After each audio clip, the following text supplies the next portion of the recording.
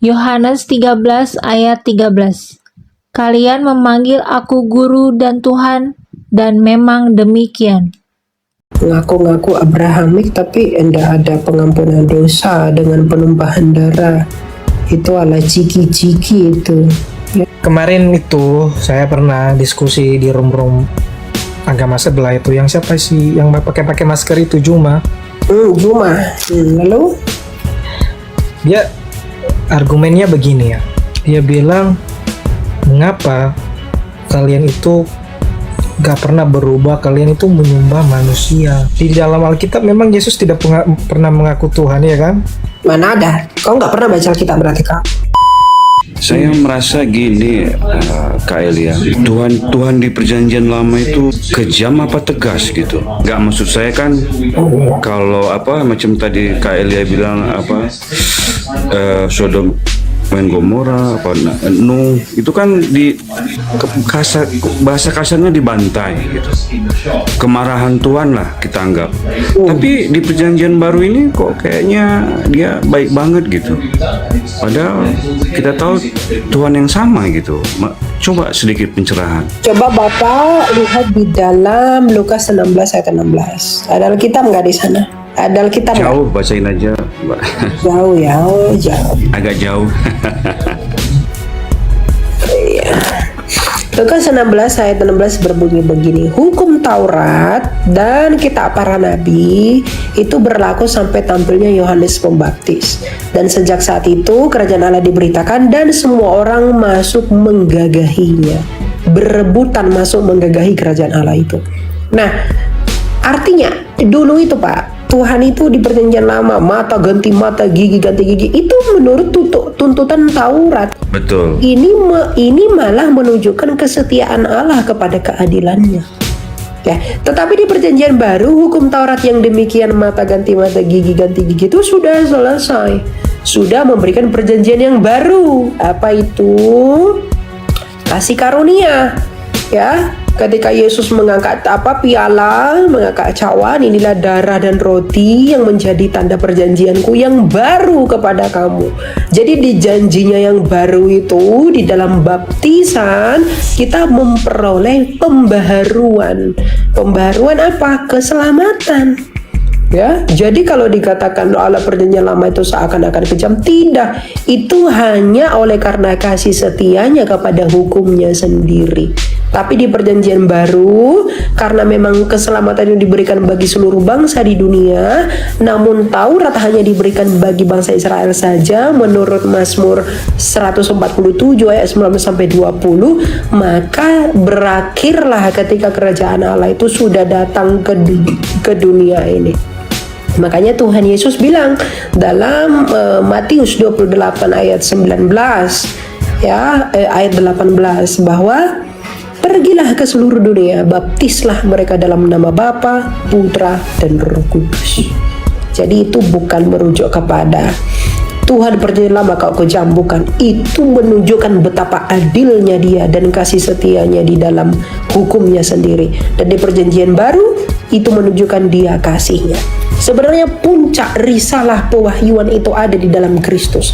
Melalui salib Kristus, kematiannya, keadilan Allah terjalankan. Tetapi melalui darah Kristus, kasih Allah itu dijalankan. Jadi di dalam Kristus sebenarnya puncak dari pewahyuan itu. Nanti kita baca di dalam Kolose 2 ayat 17 ya. Bahwa di dalam Kolose 2 ayat 17 dikatakan bahwa Kristus adalah wujudnya yang nyata dari bayang-bayang yang ada di dalam Taurat. Begitu. Oke. Jadi tidak ada itu yang iman-iman yang lain ya, yang kayak ngaku-ngaku Abrahamik tapi tidak ada pengampunan dosa dengan penumpahan darah. Itu ala ciki-ciki itu ya, ala bumbun karet itu. Allah yang benar dari Abraham tidak seperti itu gitu ya. Ala ecek-ecek, kalau orang Batak itu bilangnya itu ala ecek-ecek itu, ala main-main, tidak setia kepada hukum. Oke lah, lama kali kau merah-merah ya. Silakan Tian. Iya, salam Kak Elia. Selamat sahur. Shalom. Oh shalom, oh ya silakan. Iya, silakan bro. Apa yang mau kata-katanya? Iya, ini kemarin itu saya pernah diskusi di room agama sebelah itu, yang siapa sih yang pakai masker itu, Juma. Juma. Lalu? Dia argumennya begini ya. Dia bilang, mengapa kalian itu gak pernah berubah, kalian itu menyembah manusia. Gimana dalilnya kalau Yesus itu memang ada Allah yang benar, Allah yang disembah Abraham? Saya bilang ke dia, memang kalau keyakinan Kristen di dalam Alkitab memang Yesus tidak pernah mengaku Tuhan, ya kan? Mana ada? Kau nggak pernah baca Alkitab berarti kau? Yohanes 13 ayat 13 itu mau kau buang kemana? Coba bacakan, soalnya saya jarang baca Alkitab, Coba makanya belajar yang dulu, baca, aku coba belajar. baca dulu. Coba baca. Buka dulu Alkitab. Lagi di tempat ini kerja Kak, malah belum bawa Bible. Betul. Di dalam Yohanes 13 ayat 13 dikatakan, Kristen ini kayaknya ini. Coba tanya dulu Kristen atau bukan dia. bentar, enggak usah. Kristen bang, saya Kristen bang. Dikatakan begini, kamu menyebut aku guru dan Tuhan, dan katamu itu tepat karena memang aku adalah guru dan Tuhan.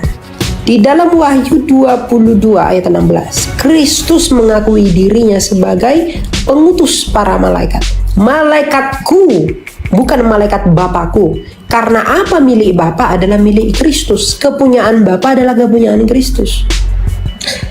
Iya, jangankan itu, saya udah bacakan di Lukas 12 ayat 11. Ya udah, kalau memang dia udah nggak mau dengar, berarti dia yang mau bebal. Bersandarlah pada pengertian Titus, ya Titus 3 ayat 1 kalau tidak salah itu. Kalau ada orang yang kamu nasihati 2 kali, tapi dia tidak mau dengar, hampaskan kakimu, debu di kakimu, itu saja. Berarti mereka memang dengan keras hati menolak kasih karunia itu. Siap, benar kan. Kamu tidak perlu pusing dengan orang seperti itu, bro. Enggak bang, gini, ntar kalau kita bacakan yang ayat kakak abang bacakan itu, nanti dia akan balik lagi. Itu Tuhan yang Ya dimaksud, begitu bukan namanya, Tuhan ini. apa, iblis Tapi kan Tuhan. Gimana maksudnya? Gini, kamu tahu nggak bahwa pengertian Tuhan itu adalah vocab Melayu? Kalau kamu pelajari inskripsi 1029 ya kalau saya nggak salah, itu pada zamannya Aji Mantrolot itu disebut Tuhan loh. Betul. Pada zamannya Aji Mantrolot itu disebut Tuhan loh. Tapi mereka tidak menyembah Aji Mantrolot. Karena apa? Kata Tuhan itu vocab Melayu yang agak gimana gitu. Karena setiap daerah itu kan memiliki konsonan kata yang berbeda-beda kan. Tapi pengaruh Melayu kuno inilah yang menjadi bahasa kita jadi Tuhan. Bahkan kita juga membedakan antara Tuhan, Allah, dan Yod Het Vav itu yang kita sebut sebagai Yahweh. Karena pengertian kata Tuhan itu artinya penguasa. Nah pertanyaannya, Yesus itu Tuhan dalam pengertian biasa atau Tuhan dia melebihi dalam pengertian Tuhan biasa? Umpama Kak Elia, dia adalah tuan rumah ya umpamanya. Berarti dia penguasa rumahnya. Apakah Yesus seperti itu? Wahyu pasal 17 ayat 24 dikatakan ia Tuhan di atas segala Tuhan. Apa artinya Tuhan atas segala Tuhan? Yaitu adalah Tuhan, sang penguasa alam semesta. Itu Matius 28 ayat berapa itu? Ayat 11 sampai dengan berapa itu? Yang dikatakan segala kuasa telah dilimpahkan kepadaku oleh Bapa. Matius 28 ayat 19 ayat 17 18. Oke, ya. Ayat 17 sampai 18 ya. Nah, pertanyaan kita, segala kuasa itu artinya apa? Sinonimnya.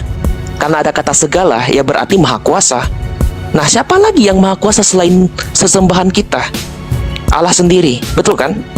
Berarti pengertian Tuhan untuk Yesus melebihi Tuhan biasa. Saya bisa disebut Tuhan, tapi bukan Tuhan di atas segala Tuhan. Itu hanya untuk kepada sembahan. Bahkan kita bandingkan Wahyu 1 ayat 8. Akulah Alfa dan Omega, yang maha kuasa. Padahal maha kuasa itu hanya untuk kepada sembahan. Dan Yesus mengaku sebagai maha kuasa. Itu jawabannya. Bahwa Yesus itu Tuhan di atas segala Tuhan, sebagai Tuhan di atas segala Tuhan, sebagai Tuhan yang disembah. Silakan yang lain. Ya, jangan lupa Yohanes 8 ayat 23. Ya, dia adalah penguasa yang dari atas, bukan dari dunia ini. Nanti coba kamu baca Yohanes 8 ayat 23. Kamu dari aku berasal atas. dari ini. Aku udah baca itu. Aku dari atas, kamu dari bawah. Kamu dari dunia ini, aku bukan dari dunia ini. Jadi kepenguasaan Kristus tadi di Matius 28 ayat 18. kepenguasaan Kristus akan surga dan bumi sebagai Ya yang Maha Kuasa itu berasal dari ketuhanannya yang tak terbatas. Karena memang Dia Tuhan. Itu datang dari atas. Ya, kecuali orang Firaun ngaku Tuhan kok. Dia ngaku Rob, Rabbika. Quran surah An-Nasr ayat 24 itu. Iya, dia ngaku Rob itu. Tapi kan dia bukan dari atas, dari bawah dia. Tapi Kristus mengatakan dia.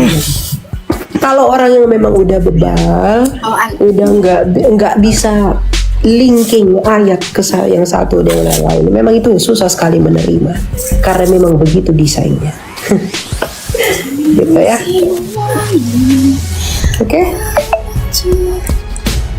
Bahkan ketika Yesus baru lahir pun, di dalam Lukas 2 ayat 11, malaikat yang berkata kepada orang-orang itu bahwa telah lahir bagimu, hari ini telah lahir bagimu Kristus Tuhan di kota Daud, penguasa. Karena arti Tuhan itu adalah penguasa. Yang buat kata Tuhan itu orang Kristen, bro, untuk menunjukkan bahwa ada Tuhan yang lebih tinggi daripada Tuhan yang biasanya, maka diberilah nama Tuhan. Tapi bahasa Yunani Tuhan maupun Tuhan itu tetap satu, kurios. Makanya Tuhan di atas segala Tuhan itu di dalam bahasa Yunani ya, di dalam kitab Wahyu itu disebut kurios, kurion. Jadi Kristus itu adalah kurios, kurion. Tuhan di atas segala Tuhan. Tuhan di atas segala Tuhan artinya Tuhan. Kalau merujuk dari penggunaan kosakata bahasa Indonesia. Kamu cari dalam bahasa Yunani kata Tuhan itu bermakna dua, itu tidak ada, hanya satu, Kyrie atau kurios. Dan Kristus disebut kurios. Kurios yang bagaimana dia? Baca semua kitab suci, kamu ketemu kok. Ya, gitu. Tapi yang lain-lain itu ya memang tidak mengerti apa-apa. Mereka hanya ngomong-ngomong saja. Gitu. Oke Kak, Iya. makasih pencerahannya. Ya, tapi ya saya percaya kamu Kristen. Kalau suara-suara Kristen itu ada khas-khasnya, ada salib-salibnya dia. Tapi kalau suara dari seberang itu langsung ketahuan, langsung ditolak oleh batin, menjauh dia begitu. Wahyu 22 ayat 12. Perhatikanlah ini, kata Yesus. Tidak lama lagi aku akan datang dengan membawa upah untuk membalas setiap orang menurut apa yang telah dilakukannya.